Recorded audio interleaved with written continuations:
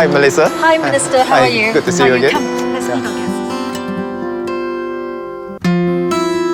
Of course, Hello, you know hi everyone. Hi. Hi, Gerard. Hi, good to see you. Hey, Gurmit. Hey. This is Stephanie. She's an entrepreneur. And this is Hey. Henry. He's with NTC, actually. What, in different taxi? NTA, Taxi Driver Association.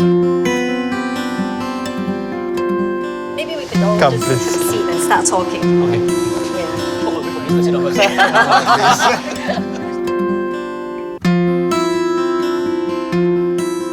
Minister, thank you very much for joining us today. Hey, what about me? I also came here, no? And thank you very much for joining us. Just kidding. I'm just kidding. Okay, we're here to talk about retirement. Like in many developed countries, ours is a rapidly aging population. Life expectancy is getting longer. Cost of living is getting higher. So I think it's no wonder that more and more Singaporeans are getting very concerned about how they can adequately prepare for retirement. Now, I know that through the years, there have been measures introduced to our social security system to enhance the ability of Singaporeans to prepare for retirement. But how realistic is it that everyone will be able to achieve retirement comfortably? How much can we do to help others who need help? If I can just start framing the discussion by talking about maybe what do you think constitutes a comfortable retirement? For most people, it will revolve around having a shelter, having adequate assurance for medical, and perhaps enough for some little simple luxuries of life. I think that will be what most people will be talking about when it comes to retirement. But it all boils down to our expectations for our retirement quality of life, if you like, and how early we start planning for that eventuality. Stephanie, what would be your ideal retirement? She's not even near it. But you don't matter how old you are. You need to start thinking about it now. Oh yeah, that's true. Right? For me, I think about my life in milestones. Right now, it's about me building my career. I haven't really reached the stage of thinking about marriage and kids, let alone that. But I guess just looking at my parents, retirement to me is about having enough to kind of like slow down if you must and reprioritize what you want in life.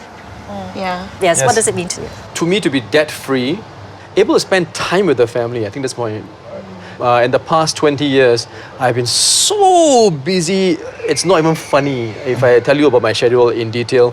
But I'm now like semi-retired, and some of the things that I decided to do was to get rid of stuff that I don't really necessarily need, that would get in the way of spending my time with my family. So that's what I've done. Sold the house, sold the Lamborghini. So it's actually a real thing. What? Yeah, it is a You real. actually, oh, okay. Yeah, it is. You thought I was joking? Yeah, I thought everyone was joking about the Lambo. Yeah, Lamborghini, I sold it off. Yes. Okay. Okay, Gerard, I know you turned 66 this year, so I think one can safely say you're in the retirement stage. How has it been for you? What would constitute a comfortable retirement for you? Being a pioneer generation, I grew up in an era where insurance wasn't something that is common. So in 2007, when I was stricken by cancer, that was a very, very expensive experience. The total bill came to almost $100,000. I really wish I had listened to advice and taken up some coverage for critical illness. Because today with MediShield and all the rest, it probably would have helped quite a lot. But I think early planning and wise planning is important. I thought Gerard brought up a very important point. So the question is there another way to do this rather than each of us having to worry about this ourselves?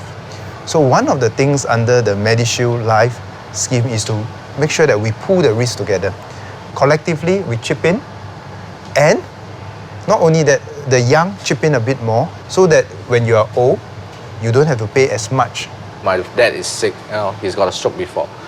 And to handle, especially when he's going off, in Chinese they say 久病无孝子, because a sick patient is not easy. Yes. Probably money can solve the problem, but sometimes it's just not money. I agree, as a society, we have to develop more options for elder care, more options for respite care. What Henry says is correct. Sometimes it's not about money, sometimes it's not about whether the children is around. It's also about what's the kind of skill sets required to take care of a very frail elderly. And sometimes you also need to provide emotional support to the caregiver, not just to the elderly, because it's very stressful.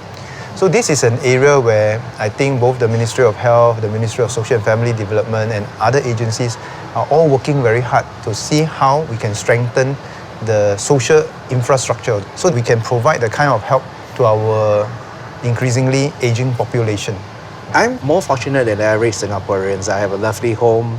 I don't worry about my meals. I can travel when I want to.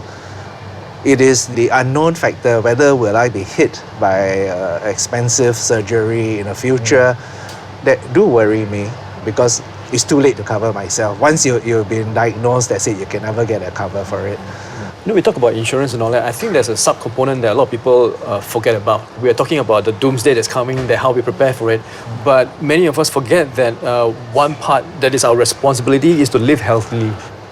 So when we as a society want to come together to help our people, I think we also need to be very clear who are the ones that really need help and what kind of help they need, because it's quite different, you know. It's quite different from the very rich to the middle income to the very poor. Minister, all three groups that you have mentioned seems to express a grave concern over rising health costs.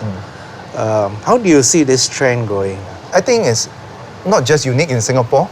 In many countries, the health cost has been escalating, and there are many reasons for why the health cost is escalating. But in Singapore, we try to do two very basic things. And it goes back to the first point about first making sure that as many people can take care of themselves as possible. Then that gives us the flexibility to have some resources to take care of all those who are unable to take care of themselves, particularly the lowest income.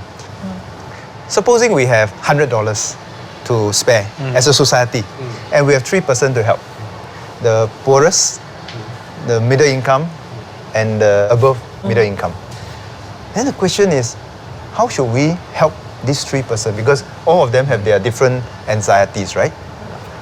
Should we divide equally amongst all three? Then there's also another way to say that, well, philosophically, we should do more to help those with the least. The biggest challenge for this government, I think, is that whenever it distributes help, it can create invidious comparison. If everyone in the society says that, can I take a bit more? Then I think we will always be in this quarrel, and then nobody will be happy. But I think increasingly you also have the middle group that is also crying out to say, look, you know, we are being neglected. We look like we're very comfortable, but we also need help. That group cannot be too neglected either. Yes. Our problem is not so much as whether we have enough to share. If we compare ourselves with 1965, definitely we have much more resources to share than before. But now we come to face another set of challenges, which is how to share what we have. We should be very conscious that different people in different parts of society have different expectations of what they constitute a reasonable quality of life. If you talk to the poorest people, they're just trying to make ends meet, you know. They're just trying to make ends meet. They're not talking about holidays, cars, or anything. Then you talk about the middle class, they might have their own aspirations, and many of them might be very concerned about not holidays per se, they might be concerned about education opportunities. Can my children keep up with the other people who are going for tuition, and am I depriving my children, because if my children don't go for tuition, then somehow they are losing out. So it's a different set of concerns.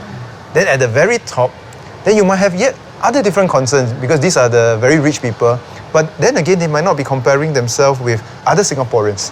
They might be comparing themselves with people in the other countries, the rich people elsewhere. That group of very rich people, they have a different set of concerns. So when we as a society want to come together to help our people, I think we also need to be very clear who are the ones that really need help and what kind of help they need. How do you distinguish the person who has really tried his very best and then can't do any more to help himself or his family, and someone else who perhaps can, with a bit more encouragement, be a bit more self-reliant, a bit more independent? The real aim of helping is not just to give out money. I didn't grow up in a rich family. I came from a single parent family. My mother has to do two jobs to bring us up. And the most important thing that the government has done for me wasn't to give me social assistance, and we never had social assistance when I was young. But the most important thing that the society has given me, I think, is education. So I've taken bursaries throughout my whole life, scholarships, without which I would never have been able to complete even my secondary school education. And that is the same philosophy that I would like to bring to the social service because it's not just about helping today, but it's also about helping to build a better future, to give hope for the children. Very often, you find that after we examine the help required by the family, we focus a lot of attention on how to help the children to climb out of the very difficult situation that they are in. Because if the children don't climb out of the difficult situation, then the next generation will be back to the same problem over and over again. And we have not really helped anybody. I think in spite of the challenges, our approach is more in keeping with building community. Yes. In a community, the strong should always help the weaker one. Yes. That will make us what is Singaporean. Yeah.